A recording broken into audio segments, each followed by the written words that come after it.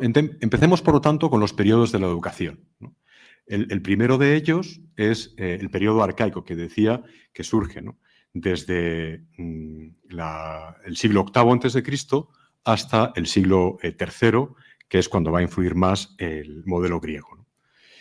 Bien, lo que destaca de este periodo es que son los padres los principales encargados de la educación, que consistía fundamentalmente en la enseñanza de las primeras letras.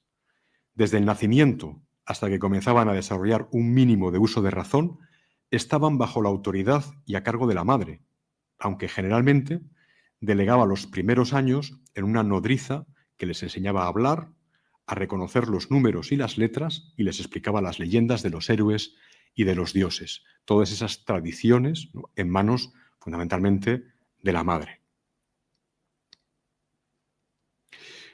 La educación se divide, evidentemente es una cosa que nos planteamos mucho ahora, ¿no? ¿Y qué pasa con las mujeres, ¿no? ¿Cómo era la educación de las mujeres?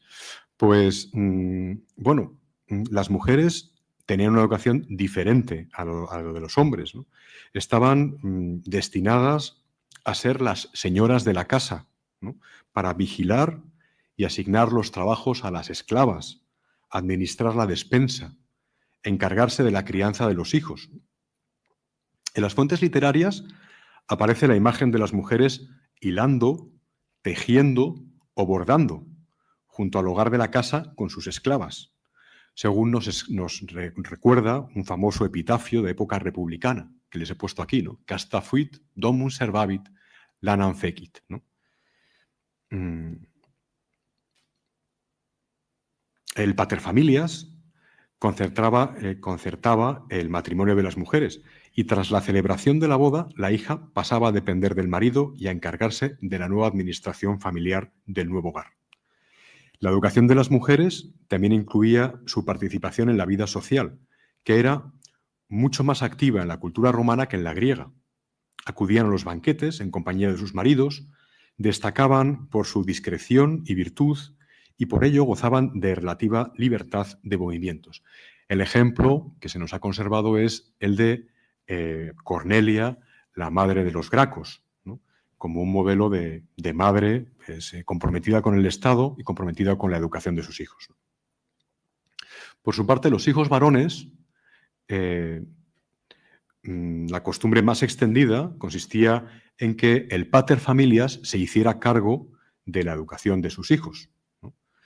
Una vez que había aprendido a leer y a escribir con la madre, cumplidos los 7 años, el niño comenzaba una instrucción más práctica, acorde con el crecimiento físico de los muchachos, tal y como se cuenta que lo hicieron con sus hijos Catón el Viejo o Paulo Emilio.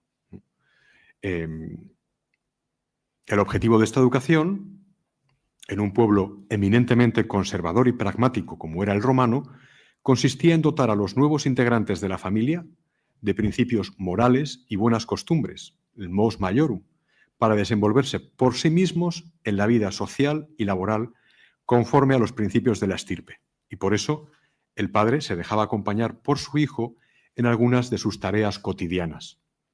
Entre las actividades más destacadas se incluía el manejo del arado y de los rudimentos de la agricultura, instrucción militar para la defensa del territorio y de la familia y la piedad para con los dioses. Porcio Catón enseñó directamente a su hijo las letras